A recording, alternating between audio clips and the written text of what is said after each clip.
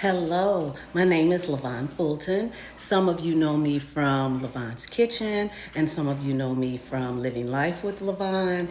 And a lot of you have been telling me, you look different, you look so different, and what is going on? So, to let you know, in the last couple years, I have lost 40 pounds, and that's why I look different. Health reasons, my health has been getting better. For those of you who know, I am a diabetic. I've been on insulin for close to 30 years, and now I'm no longer on insulin.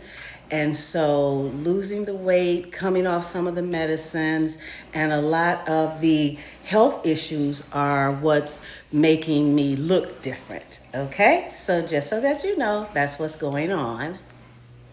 Also, if you have not heard, I am starting a podcast this fall, and in the podcast, I will be discussing health, travel, food, and a lot of other things. I will be having special guests on my podcast, and it will be called Living Life with Lavon as well. So, you guys hang in there, stay tuned, and we've got lots more coming. All right, and I'll see you next time in the kitchen. Bye.